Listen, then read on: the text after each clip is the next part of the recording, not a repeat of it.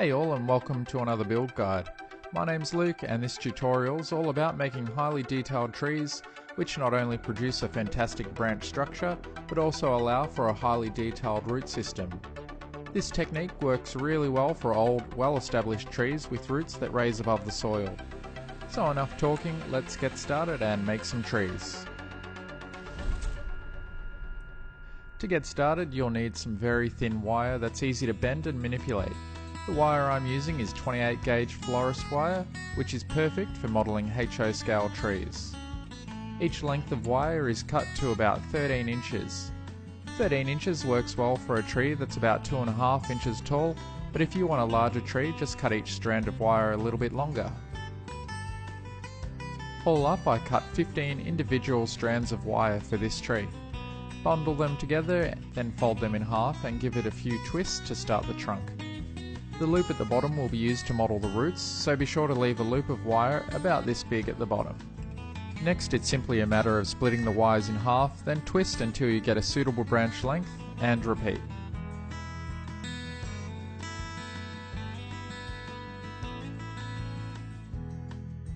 You'll gradually get fewer and fewer wires until you're left with 2. And don't worry if they're not perfectly split 50-50. When you finally get down to 2 wires, you can create a loop and then twist that loop to create a finer spread of branches. It takes some practice, but once you get the hang of it, you'll be able to do it very fast.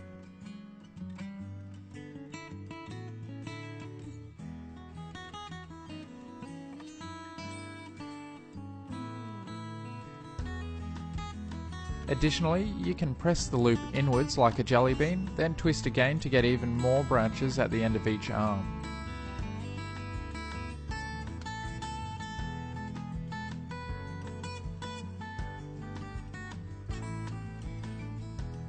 Once you've finished the branches, I just use some pliers to cut each loop open and then trim the wires to the size I want.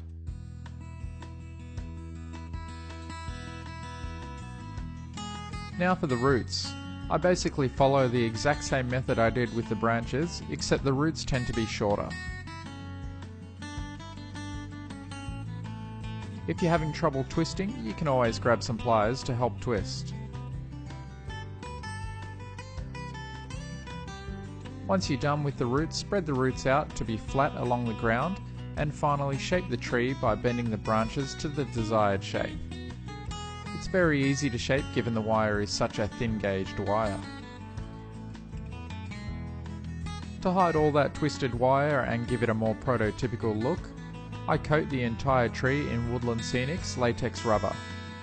The baking paper helps prevent the latex rubber from sticking to the cutting mat. I apply the latex rubber quite heavy, that way I won't need as many coats to completely hide the twisted wire appearance. You may even get away with one coat. There are a number of benefits to using the latex rubber to coat the tree. 1, it does a great job of filling in the gaps and removing the obvious twisted wire appearance. 2, it accepts the paint well. And 3rd, due to it being a rubber substance, you can always change and bend the wire armatures, even after the tree has been completely finished without damaging it. For this tree, I ended up applying 2 coats, however, the second coat was much lighter. You can speed up the drying process by placing the tree somewhere warm. This next step is optional, it only makes a very small difference, but basically I apply 2mm static grass to the tips of each branch to simulate much smaller branches. A small amount of tacky craft glue is all that's needed, and a light dab of the static grass on the tips, and once done I blow away the excess static grass.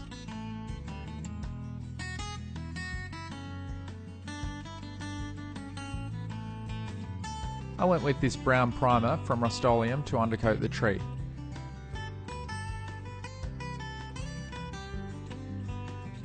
Remember to coat the bottom as well so that you get the underside of the branches.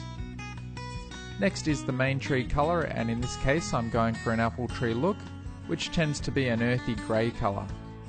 I mixed some black, white and burnt umber to get this colour and coated the entire tree. Don't worry if you miss a little spot. That's why I applied the brown undercoat, so it wouldn't show obvious spots that have been missed. To add some highlights to the trunk, I lightly dry brush some white over the top.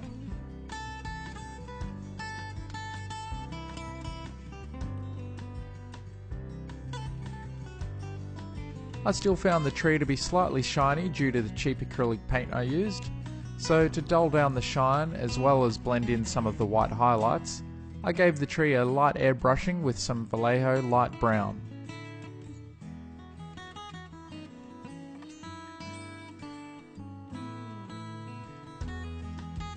Now for the big transformation. The main leaf structure is Woodland Scenics medium green coarse turf. I used a spray adhesive and sprayed the branches, trying to avoid getting glue on the main part of the trunk. I then dipped the tree into the tub of coarse foam. Do your best to avoid getting the foam on the trunk and then shake off the excess. Continue spraying the tree and applying more coarse turf until you get the coverage and density you're after. There may be areas that you'll need to press the foam in with your fingers. This tree took 3 coats of foam before I was satisfied.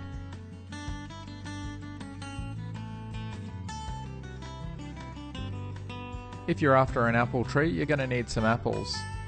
These ones here are Woodland Scenics apples.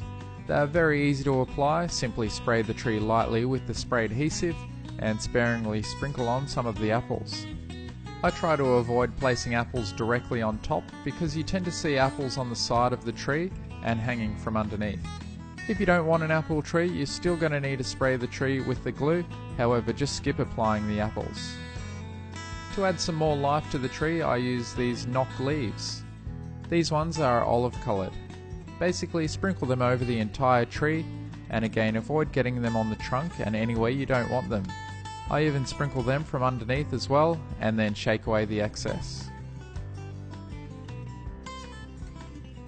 Finally, I place the tree upright and apply some Woodland Scenics burnt grass over the top of the tree. This helps highlight the top of the tree, simulating sunlight, reflecting off the top of the leaves, and the bottom of the tree appears darker, indicating shadow. It basically adds a more three-dimensional look when under layout lighting. Just use some tweezers to remove any leaves and bits of foam from areas they shouldn't be, and if you're not happy with the coverage of apples, you can easily go in and place apples while the spray adhesive still has some tackiness left, or you can just as easily remove any unwanted apples with the tweezers. Now the tree is made, we need to install it. This tree, due to its root structure, is not as simple as other trees to install and requires a little more pre-planning. To help the roots appear ingrown, I lightly press them into the wet plaster and push down just enough for them to protrude from the top of the plaster. To remove the obvious appearance of being pressed into position, I use a very soft brush to blend the plaster in and around the roots. I'll keep doing this for about 5 minutes or so as the plaster begins to set. And once the plaster starts to harden, it becomes easier to remove the obvious brush strokes.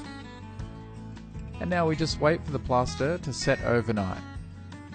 It's inevitable that some plaster will go over the roots, so to help remove the unwanted plaster I use a stiff brush and dip it in water before brushing it over the roots, but don't brush so hard that the paint peels away.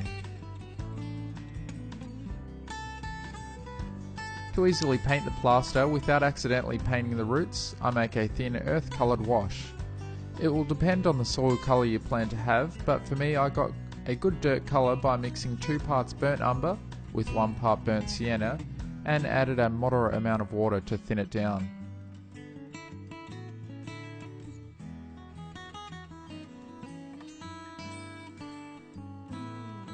I always test it on a paper towel before applying it to the scenery. Then it's as easy as brushing it over the scenery. The wash is thin enough that it won't change the colour of the roots should you brush it right over the top of them.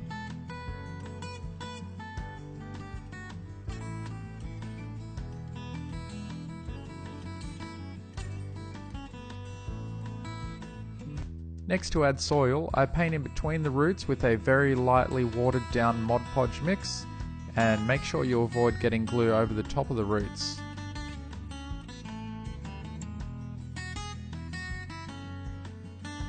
I then sprinkle the dirt texture over the top and blow away the excess. Finally, wash away the dirt powder from the tops of the roots with a wet brush. Now you're almost done. It's just a matter of applying your usual scenery application around the tree.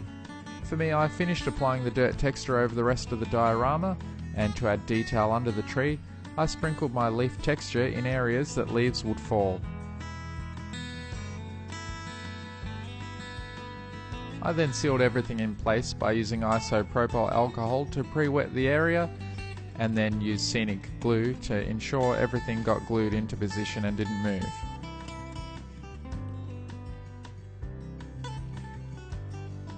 As a final touch, I added some static grass tufts randomly around the base. Then I added a little bit of human element by adding some people. And if you look really carefully, you might be able to see some birds in the tree as well. Be sure to check out bouldercreekrailroad.com for my latest modelling article titled The #1 Tips from 6 Influential Modelers, which could help you learn from the experts. You can also follow along with my blog to see what's coming up and what I'm working on next. Hope you enjoyed the tutorial, and I look forward to reading your comments. Cheers and thanks for watching.